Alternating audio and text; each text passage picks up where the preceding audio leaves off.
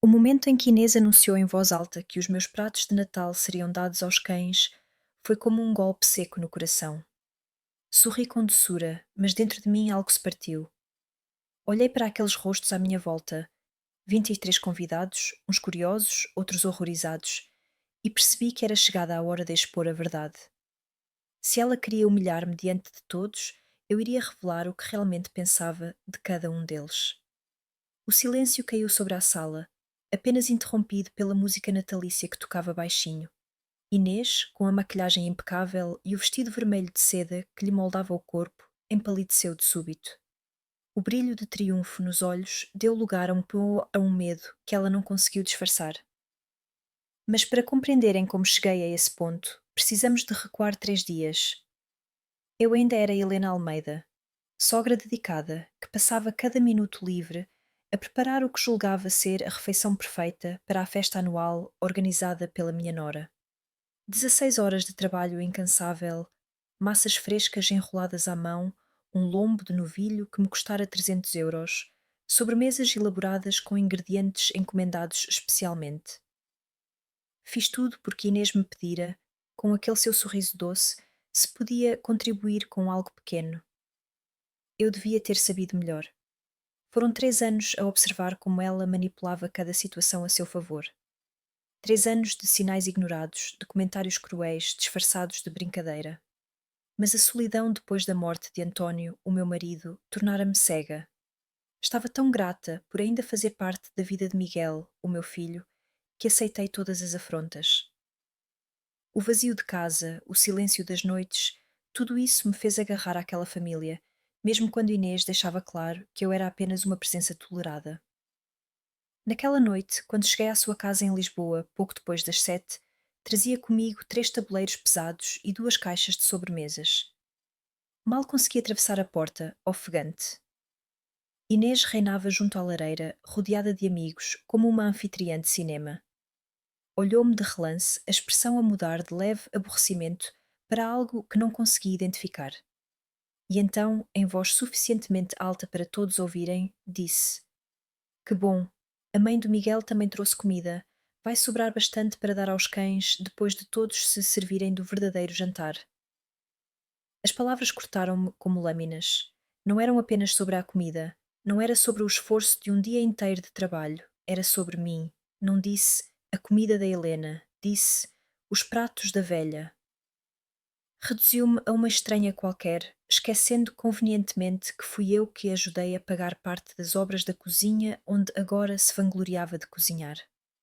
Os convidados riram de forma nervosa. Ninguém teve coragem de a contrariar. E foi nesse instante que algo dentro de mim explodiu. Talvez tenha sido a forma como ela sorriu depois da crueldade, segura de que eu ficaria calada. Talvez tenham sido os anos de insultos engolidos. Ou talvez tenha sido simplesmente o peso da solidão. O certo é que endireitei as costas, pousando a mala sobre a mesa, e decidi que já não iria suportar mais.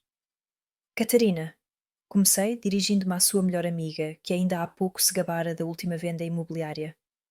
Sabias que Inês comentou comigo que estás afundada em dívidas por causa daquela casa nova? Disse também que o teu marido pensa em deixar-te porque passas mais tempo a te impressionar estranhos do que a cuidar da família. O copo de vinho escorregou das mãos de Catarina e partiu-se no chão. O silêncio foi absoluto. O rosto de Inês perdeu a cor, passando do vermelho ao branco num segundo. Helena, chega! Sussurrou, tentando recuperar o controlo. Mas eu estava só a começar. Virei-me para Rui, parceiro de ténis de Inês, que me olhava boquiaberto. Rui, ela disse que tens um problema com a bebida, que a tua mulher, a Ana, só fica contigo porque tem medo do que podes fazer se te abandonar. Que cheiras a uísque antes do meio-dia e que no clube todos comentam isso. O sorriso confiante de Rui evaporou. Ana agarrou-lhe no braço, num gesto protetor, confirmando sem palavras o que eu acabara de revelar. Mãe, por favor.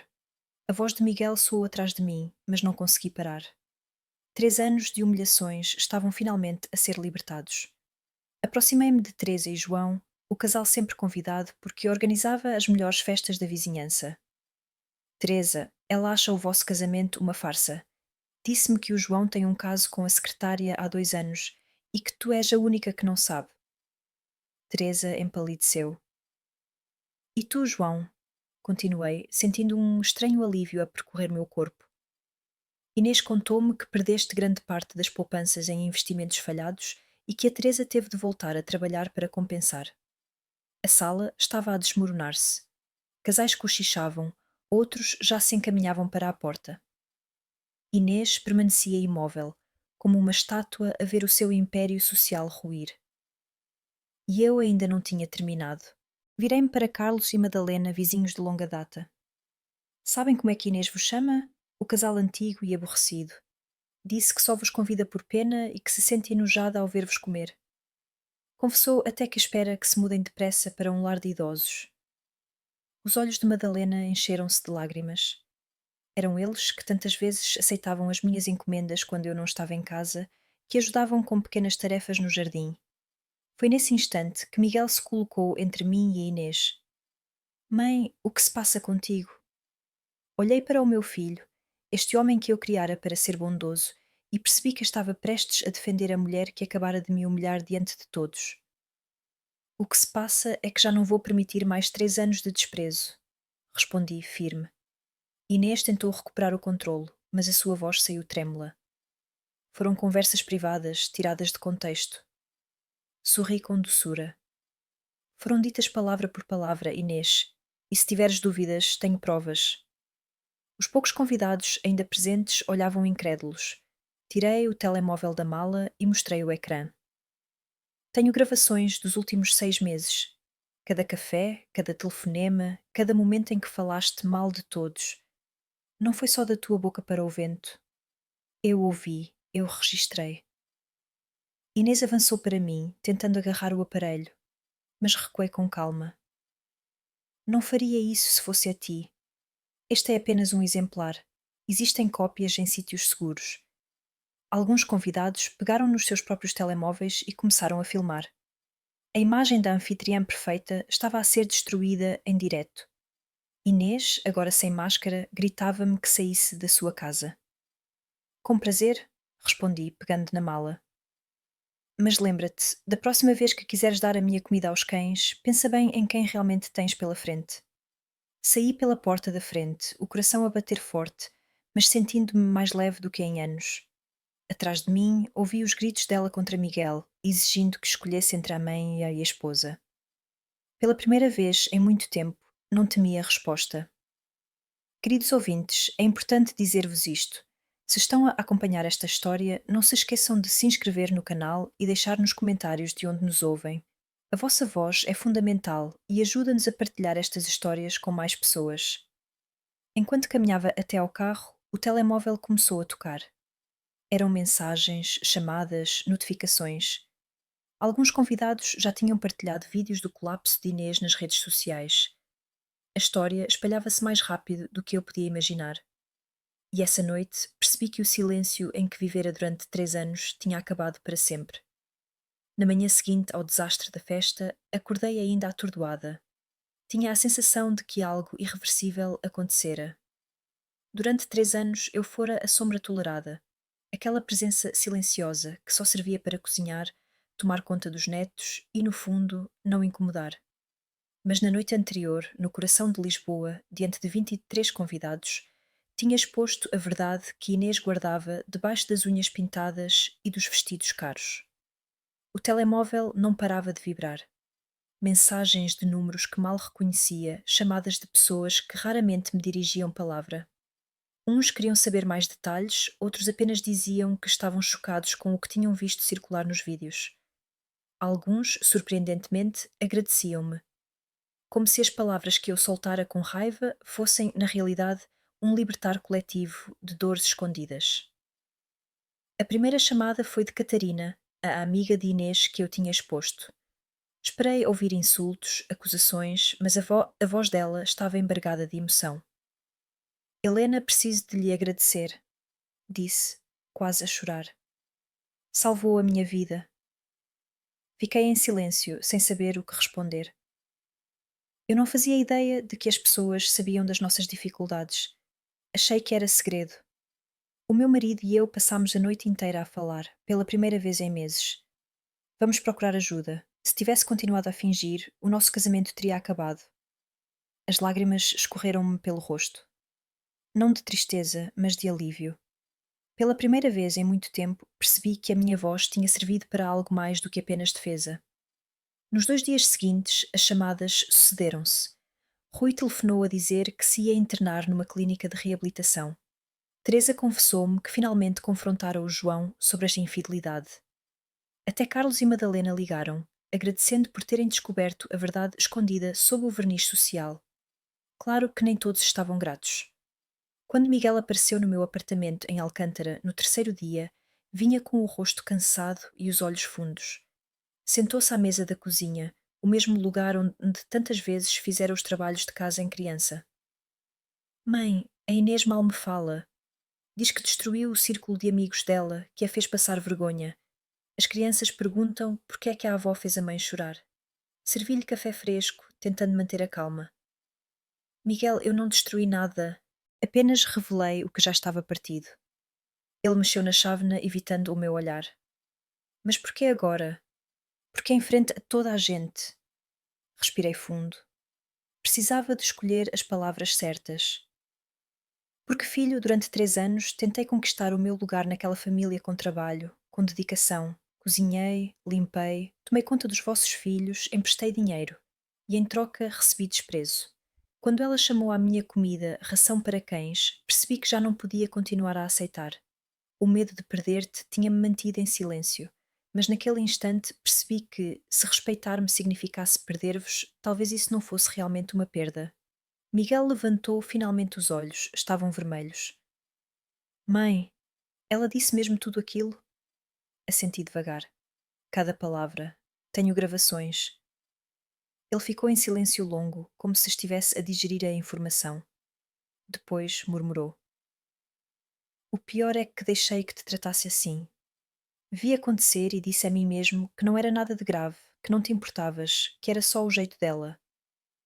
Estendi-lhe a mão e apertei a dele. Meu querido, não podes controlar o que a Inês faz, mas podes escolher como respondes. Ele engoliu em seco. Ela quer que corte todos os laços contigo. Diz que nunca mais se vai sentir segura perto de ti. As palavras doeram, mas não surpreenderam. Inês sempre vivera em extremos, ou domínio total, ou exclusão absoluta. E tu, o que queres? Perguntei suavemente. Miguel demorou a responder. Por momentos temi que ficasse calado para sempre, mas por fim disse: Quero que os meus filhos conheçam a avó.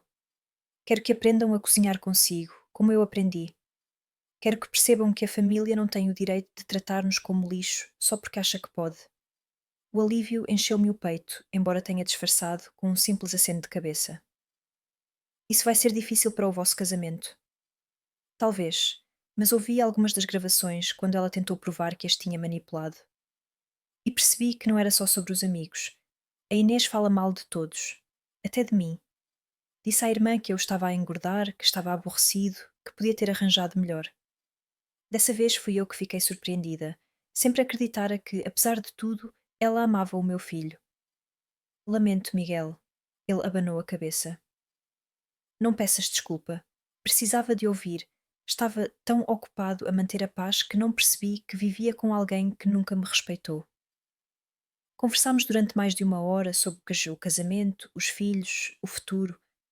Quando se levantou para sair, abraçou-me com a mesma força com que me abraçava em criança. Tenho orgulho em ti, mãe. Foi preciso coragem para fazer o que fizeste.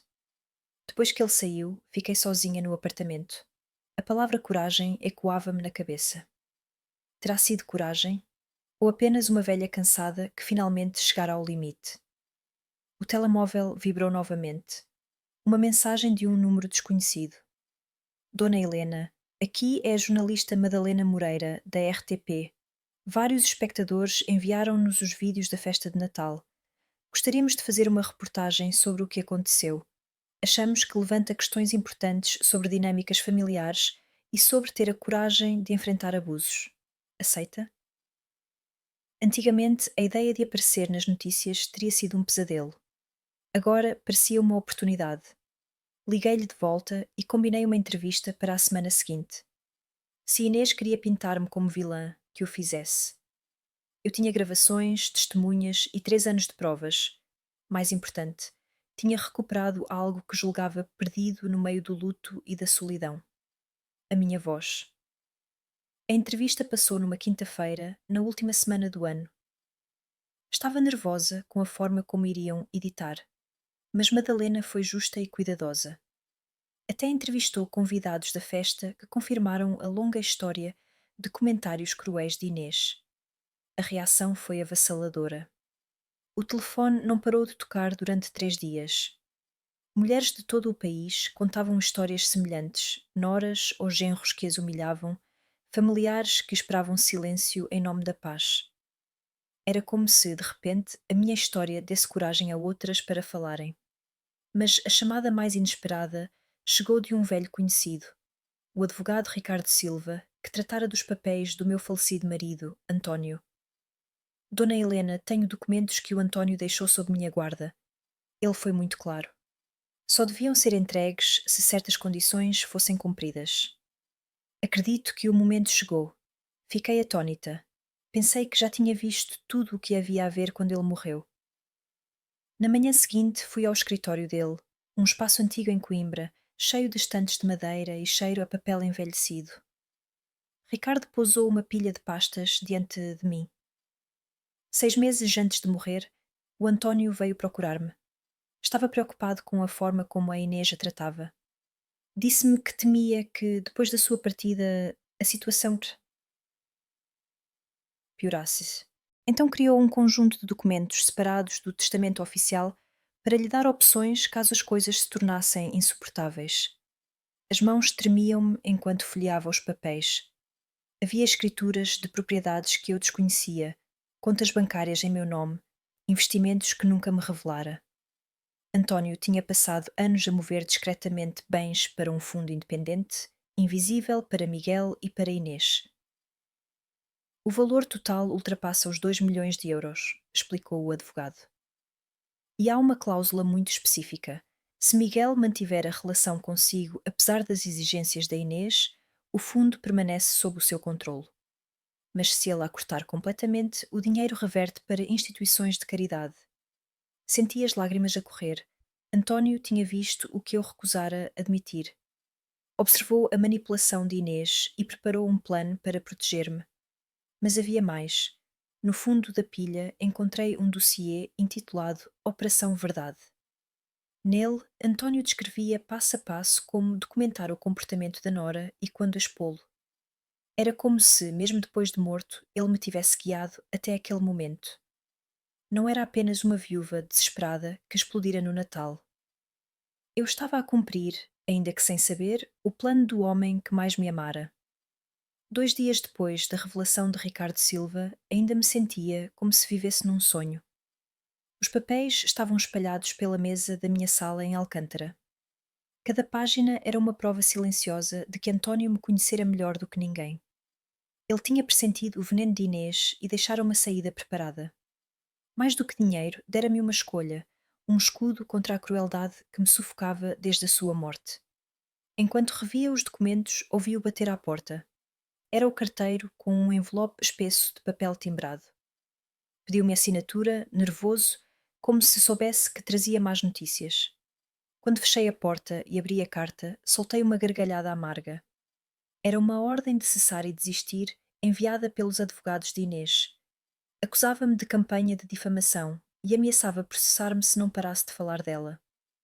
O mundo às avessas, 3 anos de insultos e manipulações, e agora eu era já agressora. 1 hora depois, o telefone tocou. Era Miguel. Mãe, por favor, diz-me que não vais levar isto adiante. A Inês já está a falar em tribunal, em indemnizações. Diz que a está a perseguir. Olhei para a pilha de pastas que António deixara. Filho, a tua mulher escolheu o inimigo errado. No dia seguinte marquei encontro com Ricardo. Pedi-lhe que me indicasse alguém especializado em casos de assédio e abuso.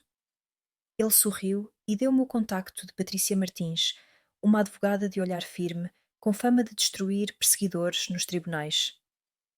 Dona Helena, a sua nora, cometeu um erro grave. disse Patrícia depois de ler a carta e os ficheiros de António. Ao acusá-la de assédio, abriu a porta para que possamos apresentar provas do verdadeiro abuso, o dela contra si. Passámos 3 horas a organizar o dossiê. António tinha sido meticuloso. Registros de chamadas, capturas de mensagens, testemunhos de vizinhos, até gravações de ameaças veladas. Além disso, descobri que ele já suspeitava de comportamentos de Inês muito antes do casamento. Isto não é apenas uma mulher difícil, disse Patrícia, batendo com a palma na mesa. É um padrão de manipulação, de abuso financeiro e emocional. Com este material, não só conseguimos defender-se como podemos contra-atacar. Na quinta-feira seguinte, Inês recebeu a nossa contraação judicial. Acusámo-la de assédio, abuso de idosa, alienação afetiva e intenção deliberada de causar sofrimento. Pedíamos indemnização, ordem de restrição e, sobretudo, aconselhamento familiar obrigatório. Nessa noite, Miguel telefonou-me de novo. A voz estava trêmula, a meio caminho entre a raiva e o desespero. Mãe, o que é que está a fazer? A Inês fala em ir-se embora, em levar as crianças para a casa da mãe, no Porto. Diz que não vai ficar num país onde a perseguem. Fechei os olhos, tentando manter a calma. Miguel, tenho de te contar algo sobre o teu pai. Algo que muda tudo. No dia seguinte, levei a pasta até ao escritório do meu filho. Ele parecia envelhecido uma década em poucos dias. O cabelo desalinhado, a barba por fazer, as olheiras profundas. Antes de dizeres, seja o que for, interrompeu-me. Preciso que saibas que a Inês ameaça fugir com os miúdos. Diz que tem família em Espanha que a ajudaria a desaparecer. Abri a pasta devagar, colocando os documentos sobre a secretária dele. O teu pai passou o último ano de vida a preparar-se para isto. Ele sabia quem era a Inês e deixou provas. Miguel leu em silêncio durante minutos que pareceram horas. As mãos tremiam-lhe ao virar as páginas. Registros de mensagens, fotografias, relatórios de um investigador privado contratado por António. A cada novo papel, a cor ia-lhe desaparecendo do rosto. O pai sabia e não disse nada? Disse, mas em silêncio. Ele sabia que tu não acreditarias até veres com os teus próprios olhos. Queria proteger-nos a ambos, mas percebeu que só a vida trataria de abrir-te os olhos. Mostrei-lhe a parte mais dura, os e-mails entre Inês e a irmã, onde discutiam a melhor forma de lidar comigo após a morte do António. Planeavam isolar-me aos poucos, retirar-me autonomia, até chegarem ao ponto de me declarar incapaz para ficarem com o que era meu. Miguel levou as mãos à cabeça. Ela queria declarar-te demente. Sim, filho, era esse o plano. Sugava-me tudo o que pudesse e, quando já não servisse, atirava-me para um lar, sem nada. O silêncio que se seguiu foi pesado. Miguel parecia em choque, como se finalmente caísse o véu que sempre encobrira a mulher com quem partilhava a vida. Há mais, acrescentei, abrindo outra pasta. O teu pai contratou um investigador para verificar o passado da Inês. Descobriu que ela já tinha feito isto antes, em Coimbra, em Faro, até numa pequena vila perto de Braga. Há registros de processos arquivados de abuso de idosos. Manipulou pessoas frágeis para lhes retirar bens. E até já fora casada antes de ti, coisa que nunca contou. Miguel levantou-se, caminhando de um lado para o outro do gabinete. Parecia um homem à beira de um colapso. E eu deixei esta mulher entrar na nossa família. Aproximei-me dele, pousando a mão no seu ombro. Não foste tu, filho. Foi a máscara que ela usava. Até eu, com todos os meus anos, deixei-me enganar. O teu pai, pelo contrário, viu-a pelo que era e montou este plano para que um dia pudéssemos desmascará-la. Naquela mesma tarde, Patrícia apresentou ao tribunal uma moção de emergência para impedir Inês de sair do país com as crianças. Usou as provas do investigador, os registros de abusos e o padrão de manipulação. A juíza aceitou de imediato, impedindo Inês de cruzar fronteiras sem autorização. Mas isso foi apenas o início. Inês contra-atacou, convocando uma reunião familiar. Chamou os irmãos de Miguel, os primos, todos. Apresentou-me como a bruxa velha que queria destruir o casamento dela por inveja. Pediu a cada um que assinasse uma declaração contra mim. Soube disso pela boca do meu filho mais novo, João Pedro, que me telefonou assim que saiu da reunião. Mãe, a Inês queria que eu dissesse que sempre foi difícil, que a senhora está a perder a memória. Pediu-me para confirmar que anda a repetir-se, que se esquece das conversas. Estava a construir um caso de demência contra si. Senti um frio correr-me pela espinha. Era a confirmação do que António já escrevera. Inês não se contentava em isolar-me, queria apagar-me. E tu, o que disseste? Disse que não assinava nada, nem eu nem a Jennifer. Mostramos-lhe alguns dos papéis que o pai deixou. Ela não soube o que responder. Era a primeira fissura real no muro que Inês construíra em volta de Miguel. Finalmente as máscaras começavam a cair. Nessa noite, Patrícia telefonou-me com notícias ainda mais surpreendentes. Dona Helena, o advogado da sua nora, retirou-se do caso. Quando percebeu a quantidade de provas contra ela, recusou continuar. Vai ter de procurar novo representante, mas qualquer advogado decente vai aconselhá-la a recuar. Sorri pela primeira vez em semanas. Quer dizer que estamos a ganhar? Quer dizer que ela está encurralada. Mas cuidado, os ratos mordem mais forte quando percebem que não têm saída. As palavras da advogada ecoaram-me na mente. Inês era como uma raposa acuada e sabia que não se deixaria derrotar sem lançar o seu veneno. 2 dias depois, Miguel apareceu em minha casa com uma proposta inesperada. A Inês quer negociar. Marcámos encontro no escritório de Patrícia. Quando Inês entrou, parecia uma sombra da mulher arrogante que conhecera. O rosto cansado, os olhos fundos, o cabelo menos cuidado. Sentou-se sem me encarar. A minha cliente está disposta a pedir desculpa e aceitar aconselhamento familiar em troca de desistirem do processo, disse o novo advogado, um jovem que mal escondia o desconforto. Patrícia sorriu friamente. Isso não chega. O que a dona Helena sofreu não se resolve com um desculpe. Queremos garantias legais. Inês levantou os olhos pela primeira vez.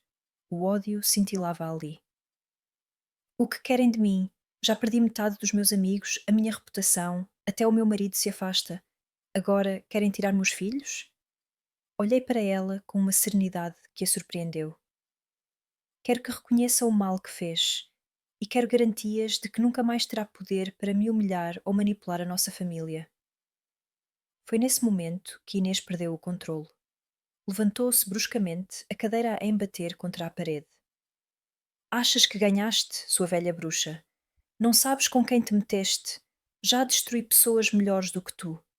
E sei coisas sobre o teu querido António que te fariam vomitar se soubesses. O silêncio caiu pesado na sala. Até o seu advogado parecia horrorizado. Miguel olhou-a fixamente. Do que é que estás a falar, Inês? Os lábios dela curvaram-se num sorriso cruel. O teu pai não era o santo que pintam. Estava envolvido em negócios sujos, a lavar dinheiro para criminosos. A fortuna que herdaram está manchada de sangue. Senti o sangue gelar-me nas veias. A acusação pairou no ar como uma lâmina, mas em vez de desmoronar, comecei a rir.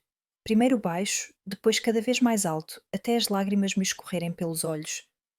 Oh, Inês, não fazes ideia de como acabaste de te trair. O riso ainda me sacudia o corpo quando limpei as lágrimas com as costas da mão. Todos me olhavam incrédulos. Patrícia, o jovem advogado de Inês, o meu próprio filho.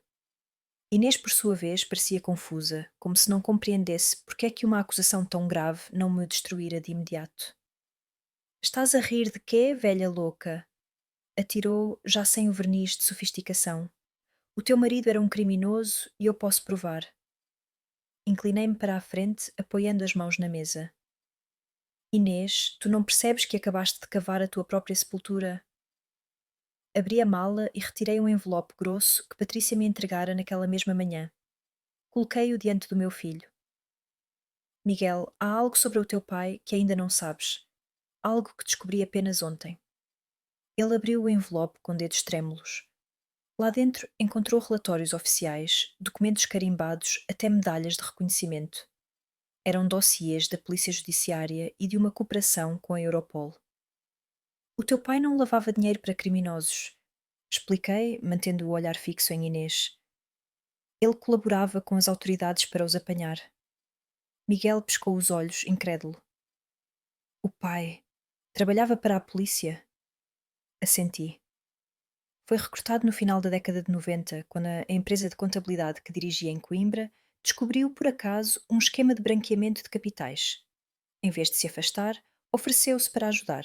Durante 25 anos, colaborou secretamente com inspectores da PJ e agentes internacionais. O dinheiro que herdamos não é sujo.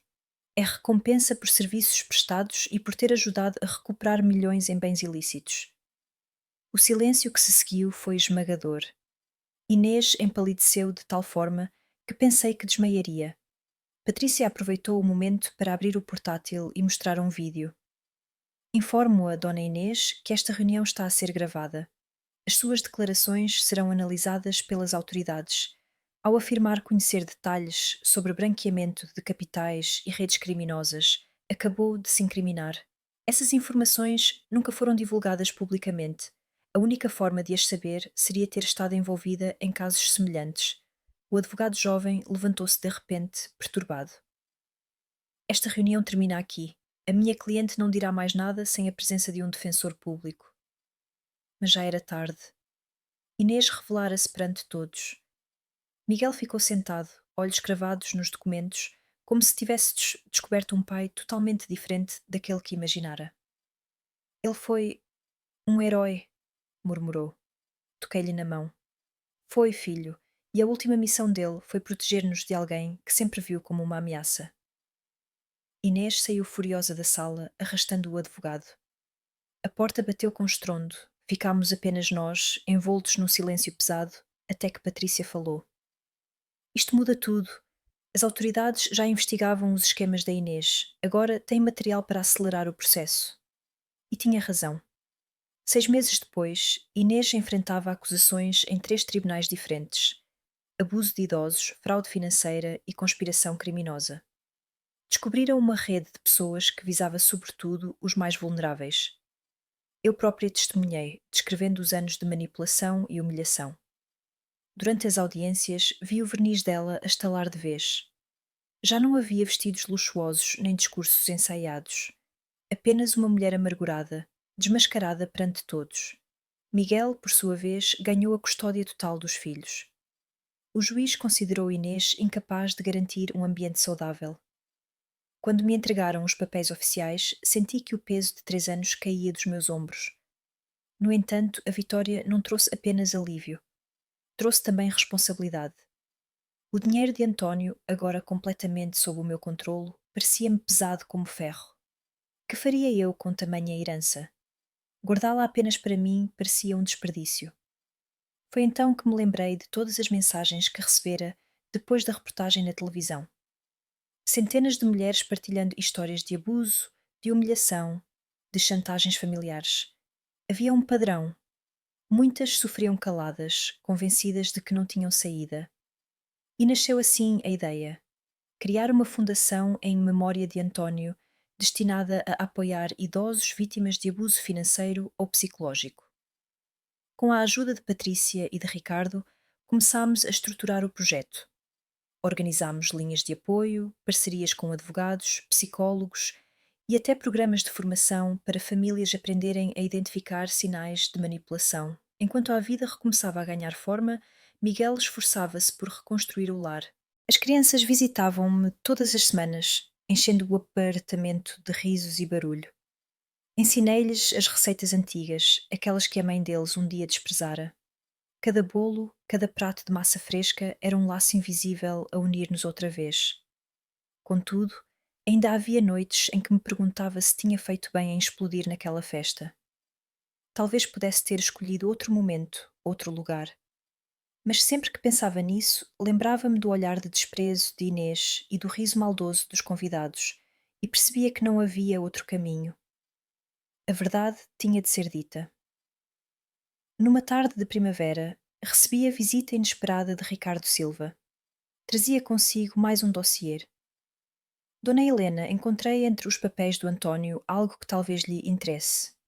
Dentro estava um caderno manuscrito, páginas amarelecidas, onde o meu marido descrevera aquilo a que chamava estratégia final.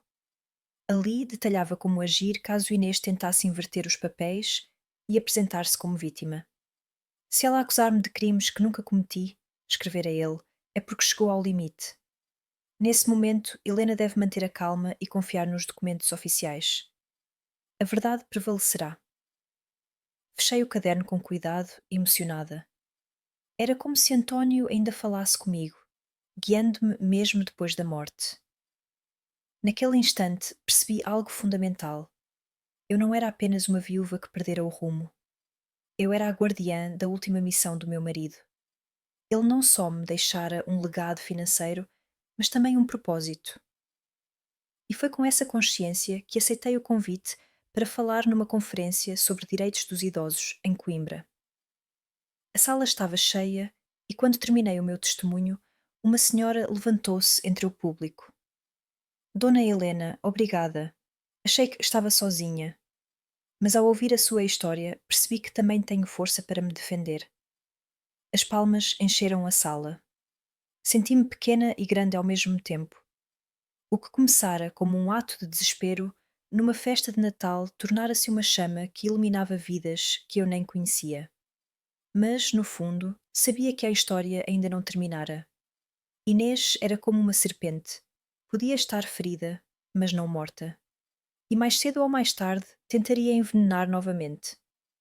O julgamento de Inês foi marcado para o final do verão, no Tribunal de Lisboa. Durante semanas, os jornais locais não falavam de outra coisa. Era como se todos quisessem acompanhar a queda da mulher que durante anos desfilara pelos salões da cidade como anfitriã perfeita. A máscara tinha caído e agora a sociedade via apenas os escombros do que restava. No dia da primeira audiência, acordei cedo. As mãos tremiam-me enquanto escolhia a roupa. Não queria parecer frágil, mas também não queria exibir arrogância. Optei por um vestido simples azul escuro, o mesmo que usara no casamento de Miguel, quando ainda acreditava que Inês seria uma bênção para a nossa família. Ironia do destino. Agora vestia-o para testemunhar contra ela. Miguel foi buscar-me ao apartamento. No carro, o silêncio era pesado. Finalmente, ele falou. Mãe, ainda custa acreditar que foi preciso tudo isto para eu abrir os olhos. Apertei-lhe o braço. Não te culpes. Inês enganou a todos. Até eu precisei de 3 anos para admitir a verdade. À porta do tribunal, jornalistas amontoavam-se com câmaras e microfones. Os flashes cegavam-me, mas continuei a andar de cabeça erguida. Patrícia, a minha advogada, caminhava ao meu lado com passo firme. Inês chegou alguns minutos depois, acompanhada por um novo advogado. Já não tinha a postura elegante de antes. O cabelo maltratado, as olheiras fundas, o olhar perdido. Ainda assim, quando me viu, tentou lançar-me um sorriso de desprezo, como se quisesse mostrar que ainda tinha forças. Eu apenas lhe devolvi um olhar frio. Dentro da sala, o juiz apresentou as acusações: abuso financeiro, manipulação psicológica, tentativa de alienação parental, fraude em contratos com vizinhos idosos. O rol parecia não ter fim. As primeiras testemunhas foram vizinhos da antiga casa de Inês no Porto. Relataram como ela convencera um casal idoso a assinar documentos de empréstimo em seu nome, deixando-os praticamente sem poupanças. Um antigo colega de trabalho contou que ela se gabava de saber manipular qualquer pessoa, com meia dúzia de sorrisos. Quando chegou a minha vez de testemunhar, senti o coração acelerar. Mas ao olhar para Miguel, que me sorria encorajador, encontrei forças.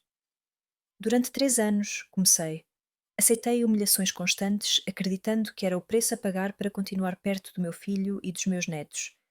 Fui chamada de inútil, ridicularizada à frente de amigos, reduzida a uma estranha na própria família. Até que, na noite de Natal, Inês decidiu dizer perante 23 pessoas que a minha comida serviria para os cães. A sala ficou em silêncio. Continuei. Nesse instante, percebi que se não defendesse a minha dignidade, perderia não apenas o respeito dos outros, mas também o meu próprio respeito. O que se seguiu foi apenas a verdade que já existia. Eu limitei-me a libertá-la. Mostrei as gravações guardadas no telemóvel. Voz clara de Inês, insultando, rindo, espalhando boatos sobre todos. O juiz ouviu com atenção. Os jurados olhavam-na, incrédulos.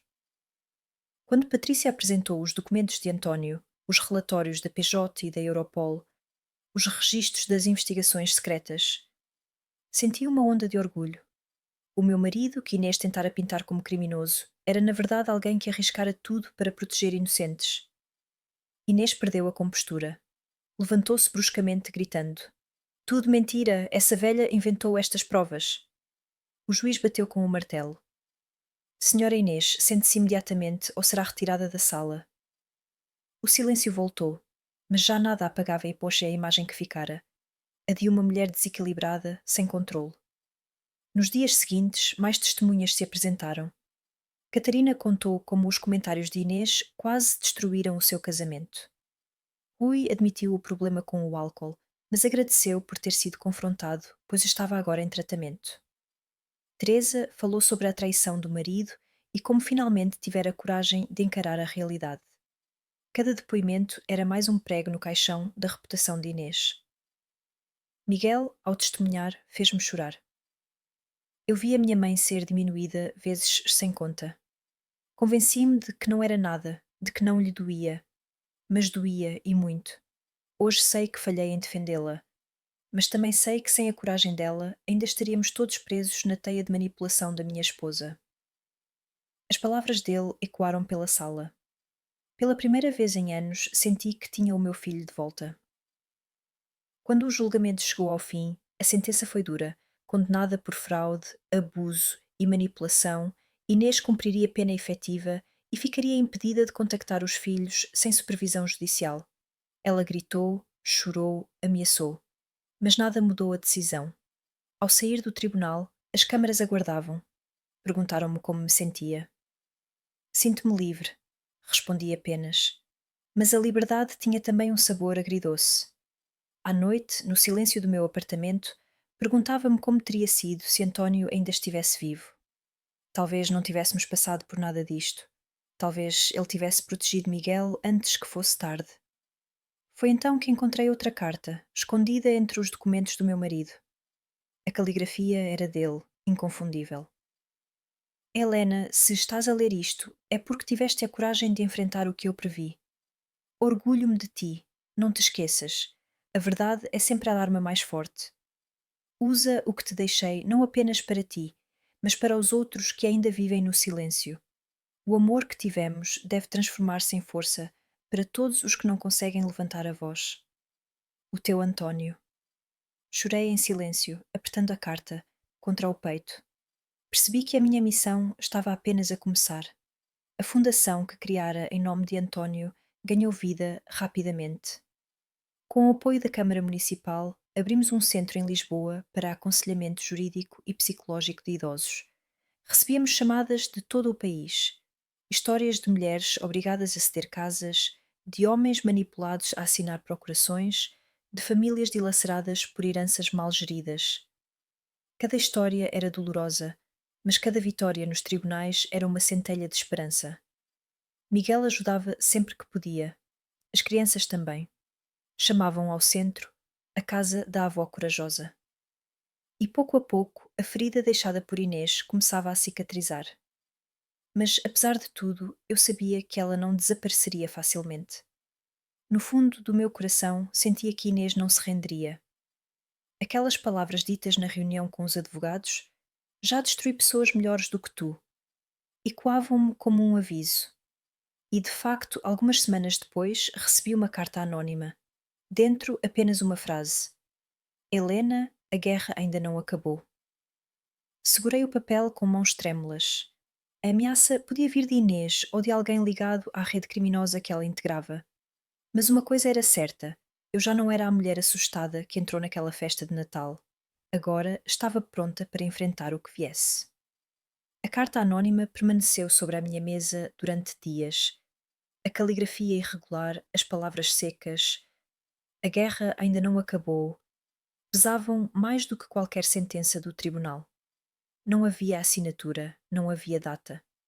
Apenas uma ameaça silenciosa.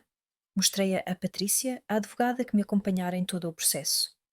Ela franziu o sobrolho, analisando cada traço. Pode ser apenas uma tentativa de intimidação. Pessoas ligadas à Inês, talvez algum conhecido dela que queira assustá-la.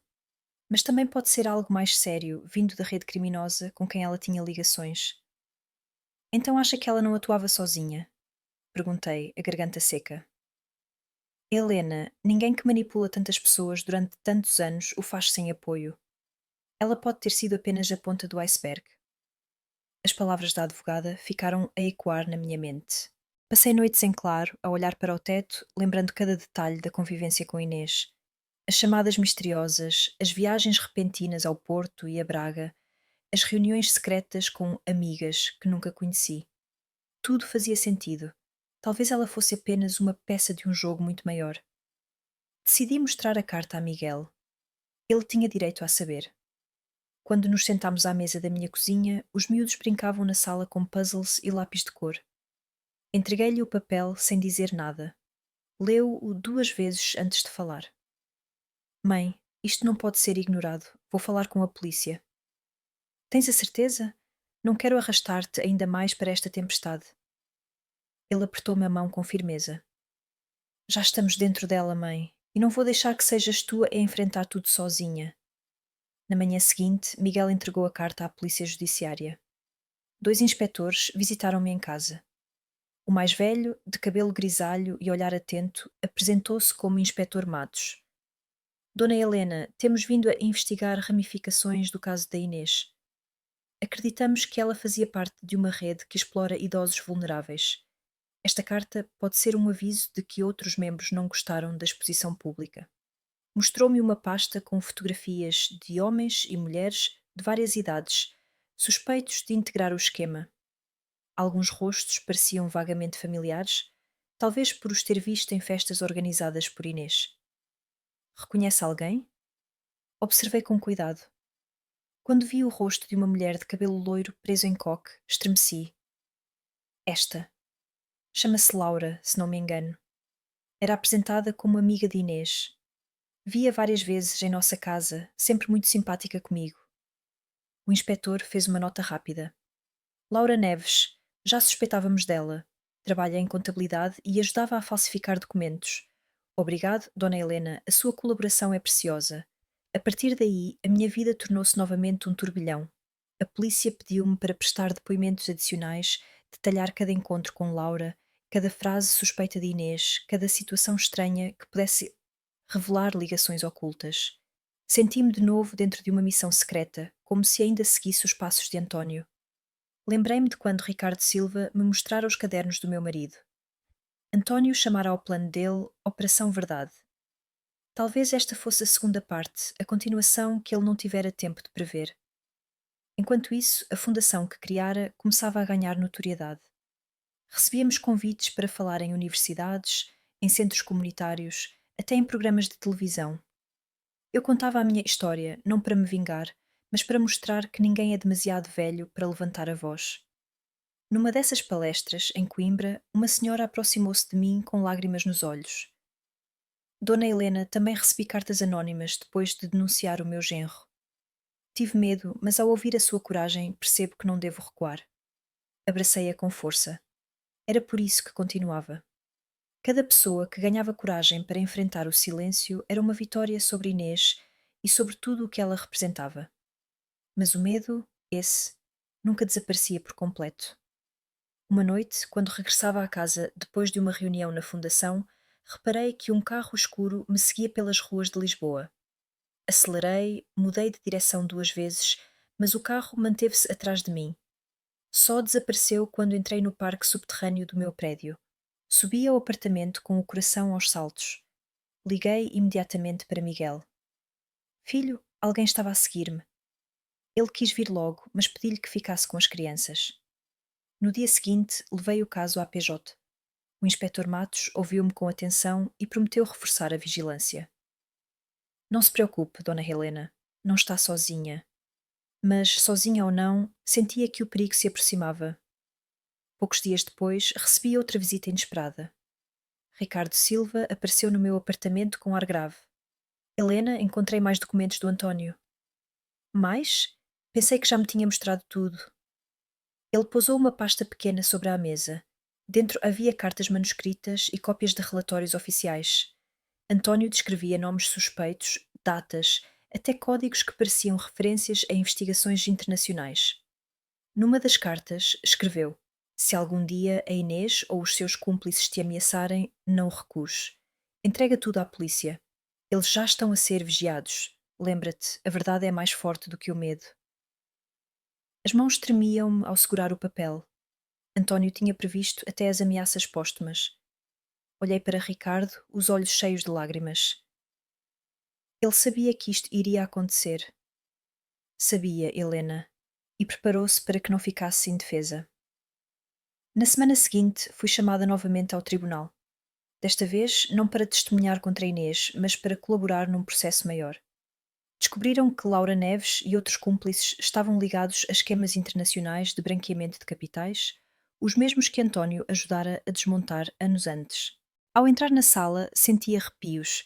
Laura estava lá, algemada, mas ainda me lançou um sorriso frio, como se quisesse provar que tinha poder sobre mim. Respirei fundo e sentei-me. Os procuradores fizeram perguntas durante horas. Contei tudo: os encontros sociais, as conversas aparentemente inocentes, as vezes em que ouvi Inês falar ao telefone em código. Cada detalhe parecia encaixar-se num puzzle maior. Quando terminei, o procurador-chefe agradeceu-me. A sua colaboração pode ser decisiva para desmontar esta rede. Saí dali com o coração pesado, mas também com uma sensação estranha de missão cumprida, como se continuasse a obra que António deixara inacabada. À noite, Miguel trouxe as crianças para jantar. Fiz arroz de pato, o prato preferido deles. Enquanto ríamos à mesa, percebi que, apesar do medo, eu já não era a mesma mulher que chegara humilhada àquela festa de Natal. Tinha voz, tinha força, tinha propósito. Depois que eles foram embora, sentei-me sozinha na varanda. O Tejo brilhava sob a luz da lua. Pensei em António, no seu sorriso sereno, na forma como sempre acreditara em mim. Estamos a conseguir, meu amor, murmurei para o vazio. Estamos a acabar o que começaste. Mas no fundo sabia que a batalha ainda não terminara. A carta anónima, o carro que me seguira, o sorriso de Laura no tribunal, tudo eram sinais de que o perigo rondava, e eu teria de estar preparada para o confronto final. O outono chegou a Lisboa, trazendo consigo um vento frio e uma sensação de expectativa. Eu sabia que a história ainda não tinha terminado. As cartas anónimas, o carro que me seguira, os olhares de Laura no tribunal, tudo apontava para uma batalha final. Sentia-me como uma atriz a aguardar o último ato de uma peça longa e dolorosa. Uma manhã, recebi um telefonema inesperado do inspetor Matos. Dona Helena, precisamos que venha imediatamente à esquadra. Temos novidades importantes sobre o caso. O coração acelerou. Arrumei a mala e apanhei um táxi até à sede da Polícia Judiciária. Na sala de reuniões estavam Matos e outros dois agentes. Sobre a mesa, um dossiê grosso. Descobrimos novas provas, explicou Matos. A rede de que a Inês fazia parte continua ativa. Laura Neves não era apenas uma cúmplice, mas uma peça-chave. E parece que alguém a avisou de que estava a ser vigiada. Quer dizer que tem um informador dentro da polícia? Perguntei, assustada. Ainda não sabemos, mas temos razões para acreditar que a senhora pode estar em perigo imediato. Mostrou-me fotografias recentes. Em várias delas, eu aparecia a sair da fundação, a entrar em casa, até a passear no mercado. Foram tiradas à distância, isto significa que continua a ser seguida. As mãos gelaram-me. E o que devo fazer? Precisamos da sua colaboração numa operação. Chamamos-lhe Operação Esperança. Vamos usar as suas rotinas para atrair os suspeitos e apanhá-los em flagrante. Engoli em seco. Ser isco humano nunca esteve nos meus planos de vida. Mas ao pensar em António, nas suas missões secretas para a polícia, percebi que estava apenas a continuar o legado dele. Estou dentro, respondi.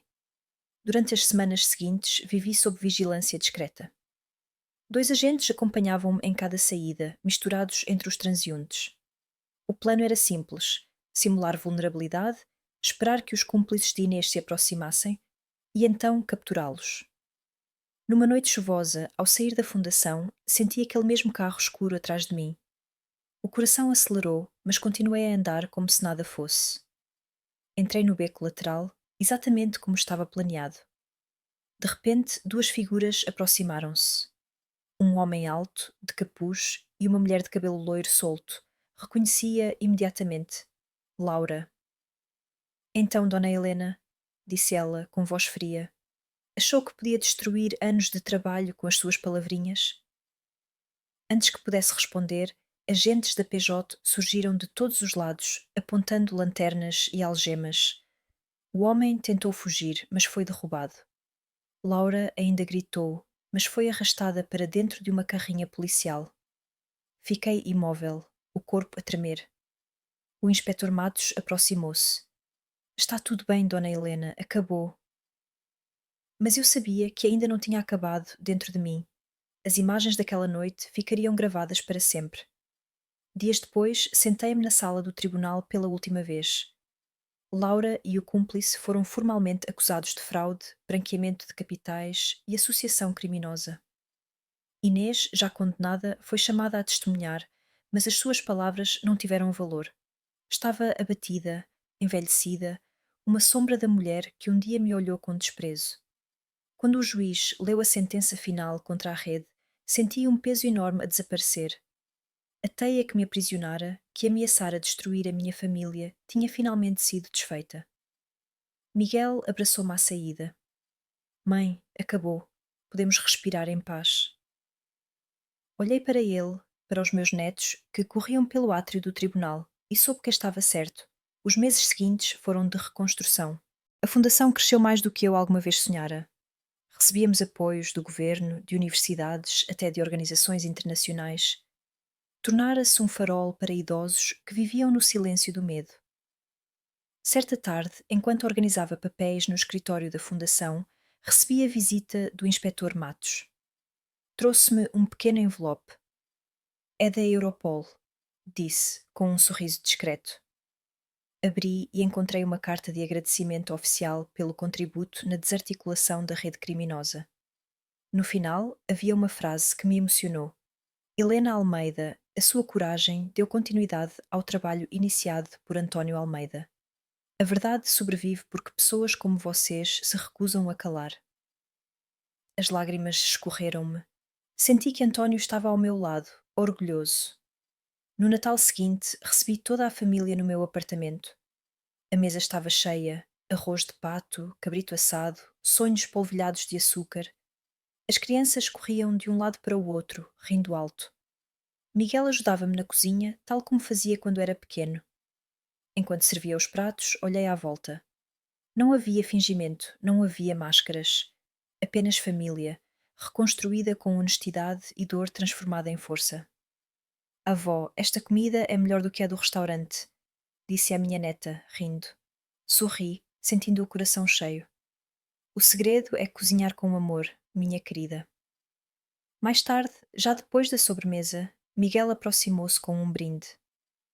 À minha mãe, que nos ensinou que a dignidade não tem idade, que provou que o silêncio não é paz e que às vezes é preciso coragem para perder o que afinal não valia nada. Todos ergueram os copos. Senti as lágrimas a brotar, mas eram lágrimas doces. À noite, quando fiquei sozinha, sentei-me na varanda, olhando as luzes da cidade refletidas no Tejo. Lembrei-me de tudo, da humilhação na festa de Natal, do riso de Inês, das noites de solidão depois da morte de António, das ameaças, do medo, da luta. E percebi que cada passo me trouxera até ali. Peguei no caderno de António o que ele escrevera como Operação Verdade. Acrescentei uma última nota com a minha caligrafia tremida. Cumprimos a missão. A verdade venceu. E agora o legado continua. Fechei o caderno com cuidado e guardei-o na gaveta. Sabia que um dia os meus netos o leriam e compreenderiam que a coragem não é ausência de medo, mas a decisão de enfrentá-lo. E naquele instante percebi a maior lição que esta história me dera. Nunca devemos subestimar a força de uma avó que perdeu o medo de falar. A guerra tinha terminado, mas a minha voz, essa, nunca mais seria calada.